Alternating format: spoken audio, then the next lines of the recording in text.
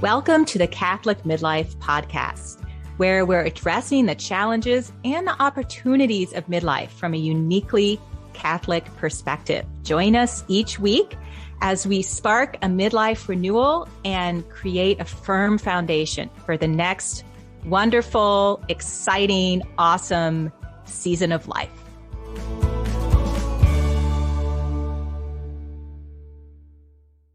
Hello and welcome to the Catholic Midlife podcast. It is great to be here with you. I'm your host, Curtis.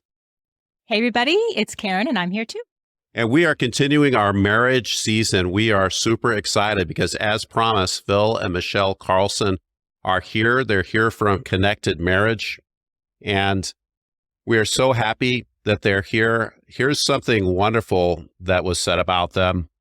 I am grateful for the work of Phil and Michelle Carlson, their work on Connected Marriage. Many years they have been leaders in marriage enrichment at our congregation. They have invested themselves fully into hundreds of marriages.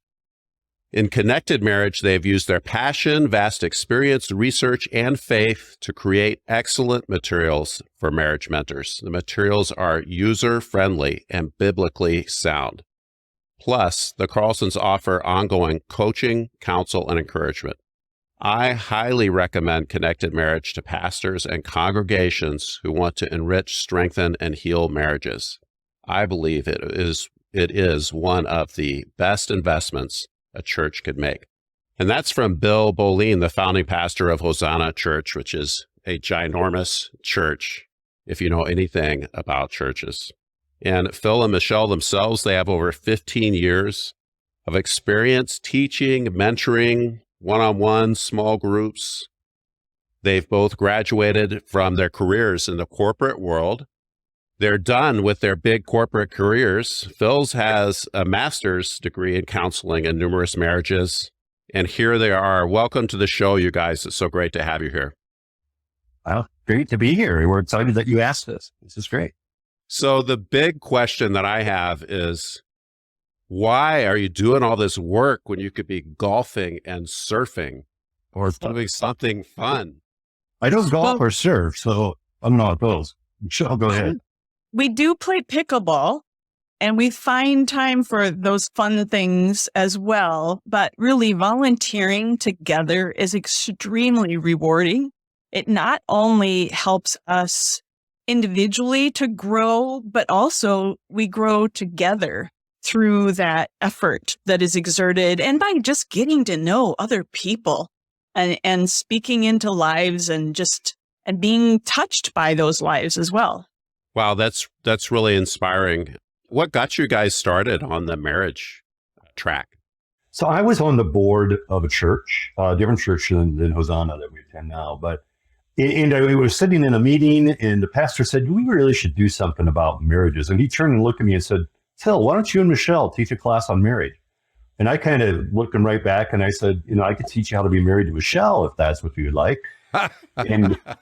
But I said I'd talk to Michelle. And so we thought about it and prayed about it. And we're kind of teachers at heart. And Michelle's been a professional trainer in the past, and I was in sales, was good at speaking in front of a crowd. So we found some curriculum and taught it at the church. And then one of the couples wanted us to meet with them outside of that. And we said, sure. And we went over to their house and they were separated. They could barely be in the same room together.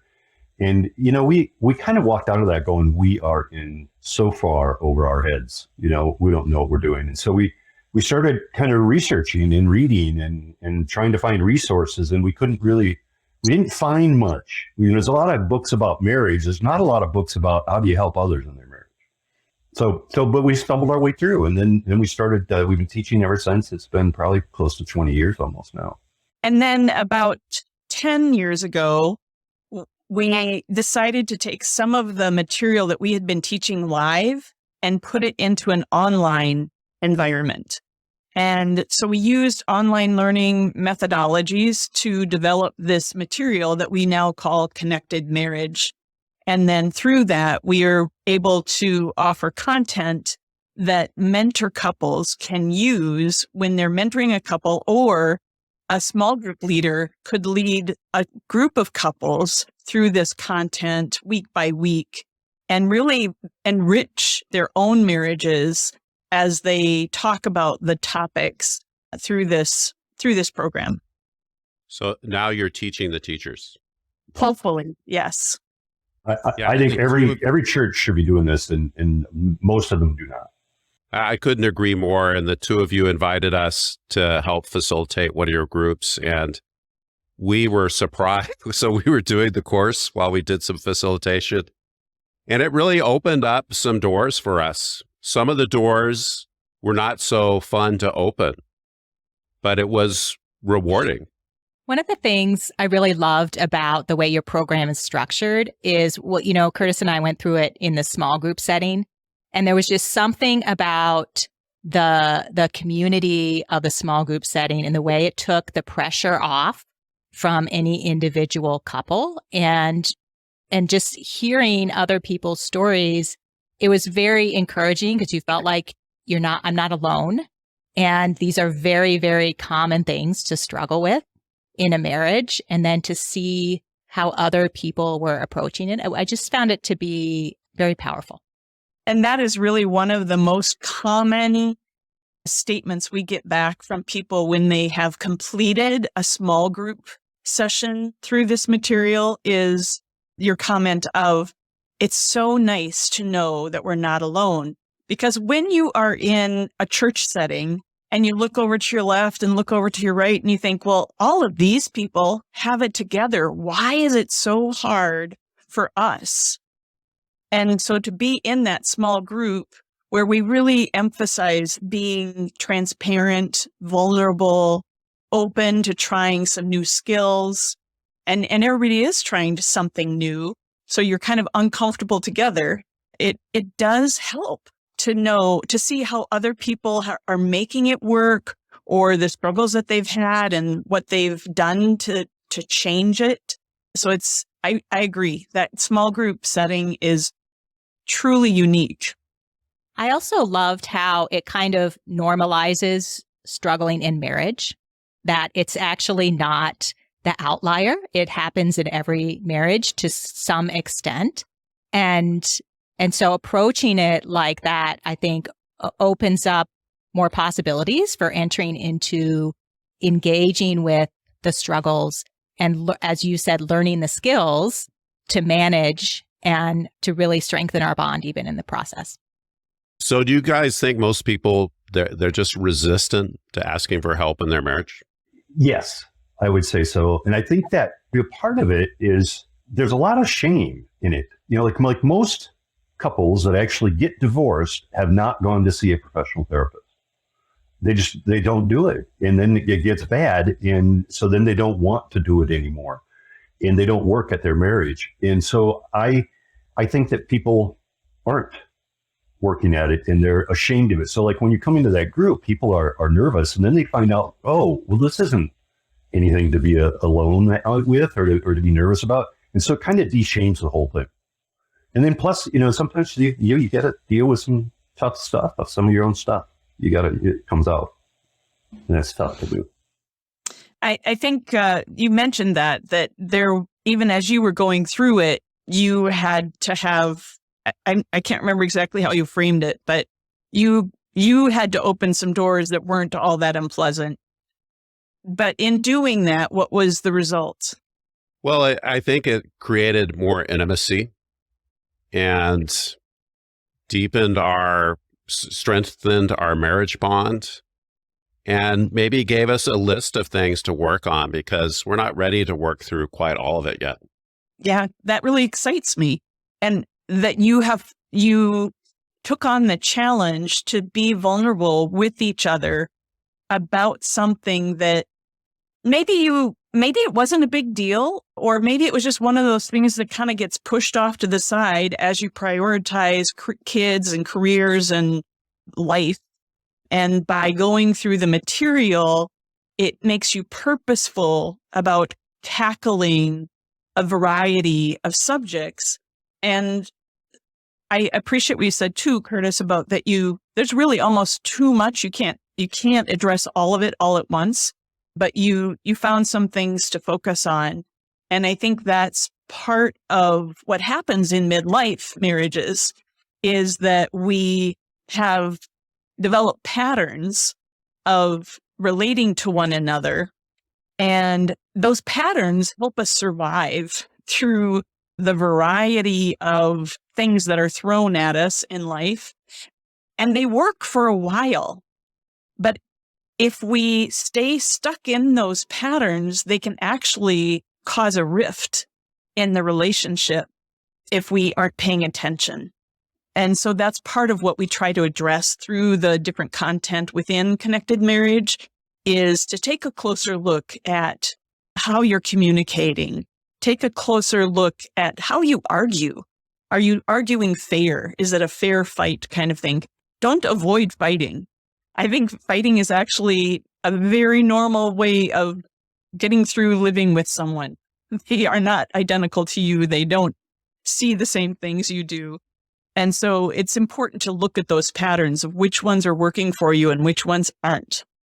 I'm wondering, what do you find to be kind of the most common takeaways or benefits of people that you work with who decide to invest in this process, in looking at some of the patterns, in improving skills, and maybe even in dredging up a little bit of stuff from the past that they otherwise wouldn't have? What's the fruit of all of that? You know, it shouldn't surprise us that as we mature, as we become adults, we've been married for 20, 30, 40 years. Phil and I have been married for over 40 years now. But we think that good relationships just happen without being deliberate about what kind of maintenance we have to put in on that. And so currently in our society, when we tell somebody that we've been married for 40 years, they go like, well, what the hell? How did you do that? That's like a miracle. And unfortunately, kind of in our society currently, that is a bit of a miracle, but it really is just intentionality. The fact that we go through this material regularly helps us to check in on different aspects of marriage. And so we never wanted to settle for being in a roommate marriage, which I think is sad when couples do. And to me, a roommate marriage is one where there's little passion because the spouses are no longer spiritually or emotionally or even physically intimate with each other. They're not vulnerable with one another much anymore. But if they would be willing to be open to doing some work on themselves, not necessarily pointing the finger at their spouse to say, well, you need to change.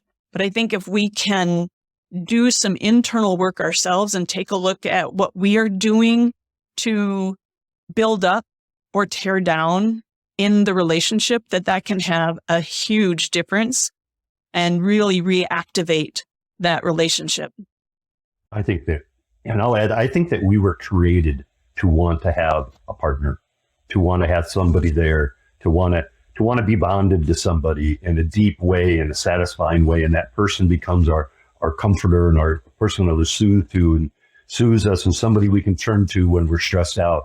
And they help us to be able to get through life. What could be better than that? So you ask about the benefits. It's like, well, I want somebody like that. Now, does that mean I have to make compromises at times? Yes, I have to pay attention to Michelle. Michelle pays attention to me.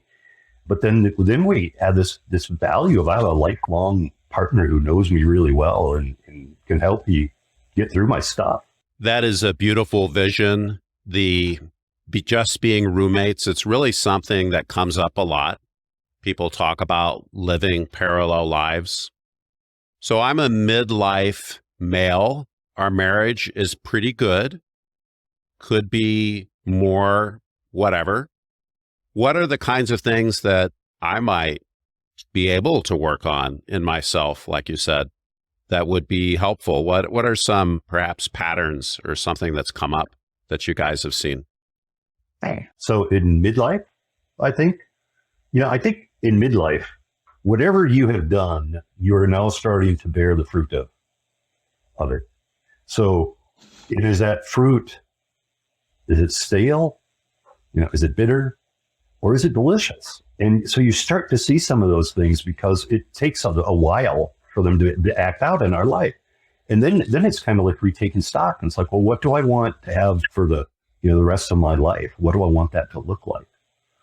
And so I think that, midlife, we hit a point of reflection of where we've been and where we want to go. And, so I say, yeah, work on your relationship. But some of that is, we need to become more emotionally mature, oftentimes for guys, if we haven't been in touch with our emotions or dismissed our emotions, or we dismiss our wife's emotions. Part of this growing up in our ability to be, intellectual and emotional beings and creatures the way that we were created to be. Another way that I think we could grow in midlife comes from John Gottman's research about marriages. And he has a term called turn towards, turn away, and turn against. So I think a very practical thing that we could do in midlife is take a look at how do I turn toward my spouse? When he asks for me to go somewhere with him, do I say, yes, I'd love to do that? That's a turning toward. Or do I say, well, no, you can go if you want? That's a turning away.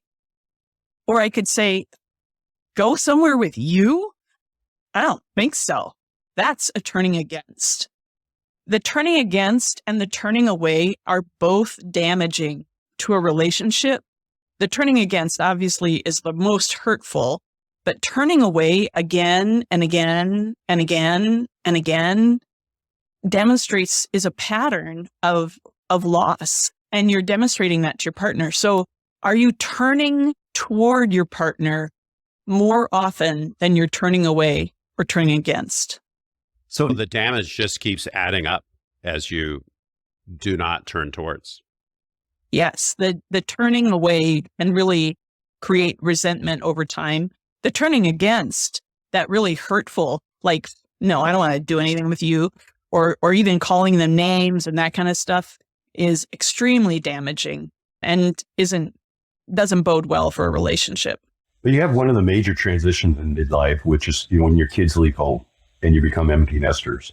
Then if your focus has been on your kids, so for many, many couples, this is really a challenge because their focus has been on their career, their kids, and now they go, oh, we're alone in the house together. What do we do? And this is somebody I might not know very well because we've been living like roommates. And so we find that very common. People start owning it then and saying, we got to change something. We got to do something different.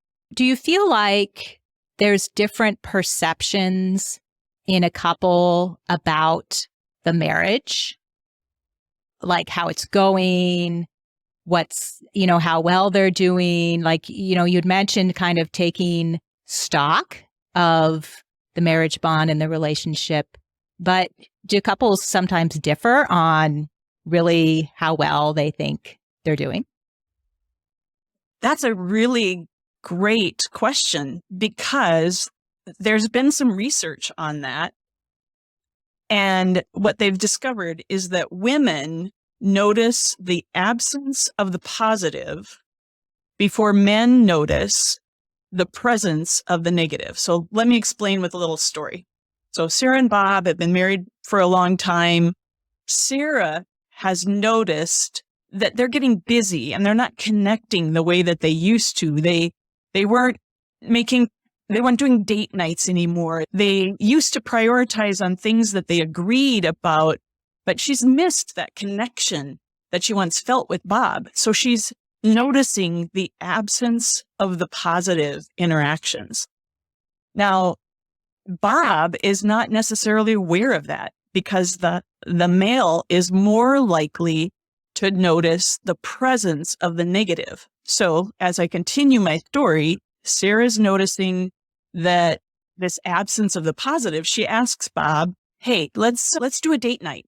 And he says, yeah, but I got to work tonight. And so every time he dismisses or ignores or minimizes what she's asking for, that connection, a little bit of resentment builds up. And then she might start to nag or go out and do things herself without him. And so now he starts to notice the presence of the negative.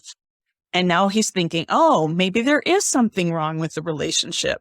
But that can take years for that resentment to build up before he even recognizes it. And he could be really close to losing his wife without even realizing it. That is so interesting to me that they found that particular pattern. And in fact, I'm wondering, like, as I'm listening to you, I'm thinking about it in terms of the whole relationship, but I'm also applying it to any specific area of the relationship that one or another party might be thinking, we could have a little more positive here. And then at some point, one party's giving up, just as the other party's realizing it's an area that needs some attention. And that's very, very interesting to me. This is where it can swap. She's checked out, and now he wakes up and thinks, we got to do something to save this marriage. So he's all gung-ho for taking classes or seeing a therapist or something. And she's already said, it's too little too late. And so she really needs to see change in him before she will be ready to re-engage. And so that's why I don't want to say that it's always the women that are noticing. It just depends on where this couple is in their marital satisfaction individually and how well they've been communicating that. One thing I really appreciated about Connected Marriage, the course that we did with you, is that we could pick up new skills, just skills. We didn't have to have a counselor. I'm the guy, I didn't have to have some counselor telling me, you're the male, you're always wrong, you're the loser, you have to do all the changing, you're insensitive. Now, that's kind of a stereotype for counseling, at least among men. But we could just go together and work on skills. And there were lots of them. We could work on the ones that seemed helpful. And how cool was that to put some constructive energy into the marriage? Any couple can come through this material and find benefit from it because you take away from it what you want and where you want to focus. And we're not the experts on what you need. You know that you need. And so we really try to just present things for you to take away and encourage you to try some new skills. Because if you have gotten to a point where there's a lot of resentment built up, or you're not communicating clearly, or you're not fighting well, where you are turning away or turning against more often than you're turning toward, we're trying to build in a vocabulary that the two of you can share. We're trying to give you some tools that you can apply and not telling you what you need to do. What are some of just a couple of common skills that you find people respond really well to and say, gee, I wish I would have learned this 15 years ago, and it's not as hard as I thought, maybe? The big skill that you want people to be able to learn is to be able to listen and to connect emotionally with someone. So I can listen, I repeat your thoughts and feelings. And it's a skill that's taught in every listening class there is, from customer service to anything. It's in reflective listening or active listening. We call it empathic communication. But part of that, of being able to do that, that's a skill that would be great and it helps. But prior to that, you'd also need to be able to recognize and manage and soothe your emotions, because when people get too escalated, they can't do it. And so part of it is then even understanding that that's happening or what's going on, that I'm getting worked up, and understanding how that happens. It's like, maybe I just need to cool down. I need to calm down a little bit. And understanding that your partner might need that. You might need to back away for, 20 minutes and then come back. So I could go on and on. We have hours of skill stuff. Yeah, absolutely. So what I'm getting out of all this is the midlife is a time of reflection. It comes with the territory. And also the marriage is moving as well. And it's a time for the marriage to change. So you're reflecting, You're starting to create some new visions. And the question is that going to be a shared vision? How integrated is that going to be? How are the past patterns serving you now? What are the problems? As Karen and I discovered, what are the tomahawks that didn't quite get buried, that are back there, but still need perhaps some healing, for instance? We can develop skills. We don't have to have a marriage in crisis. And there are things that we can do that make it better. What about the benefits? What are some benefits of doing this kind of thing for the individuals that want to get into a group and do some skills work? I think one of the biggest benefits of this is that you can learn what you're doing well, so you can do more of that.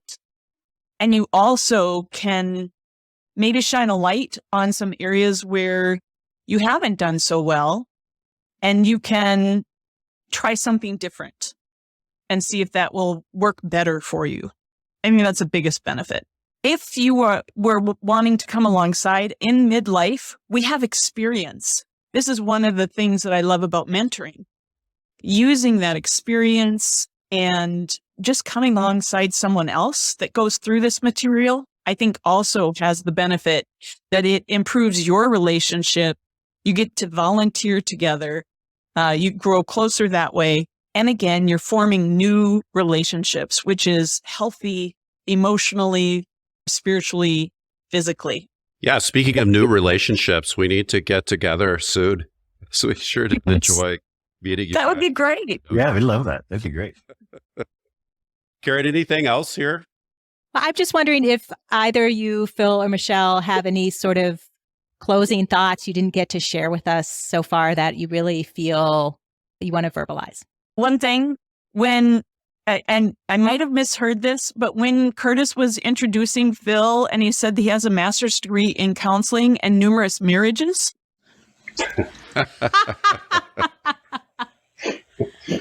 I totally missed that. That is hilarious. Yeah, I don't think that was a good way of introducing him. I think what he meant to say is I've been through other training on how marriage was. But well, I know where he went. Stick together, bro. Don't ever wait. Work on your marriage now. Work on it sooner. It'll always be easier to do earlier than it will later, because the more resentment builds up, the harder it is, the more stuff you have to deal with. So work on it sooner. And then also, I especially people in midlife, consider mentoring others. Consider getting involved with others. You don't need to be a therapist to walk alongside another marriage, and you'll get a lot out of it for your own relationship. So I'm passionate about helping more lay people do more work with marriages. That is fabulous. Phil, how can somebody who wants to be part of Connected Marriage, either as possibly a mentor or as somebody that wants to do some work on their marriage, how can they get in touch with Connected Marriage? Well, connectedmarriage.org is the website. So we're not hard to find. If you can remember, connectedmarriage.org. And if you want to reach out to me, that's great. Just there's a contact page and you can email me. So we're easy to find. That is brilliant. We're so appreciative that you took some time to come talk to us and reflect on your experience and share that and to let us know about the things you do. And Phil and Michelle, we so much appreciate your generous service that for all of us in the Christian marriage world. Yeah. Well, thank you. Thanks for having us on. See you soon. See you.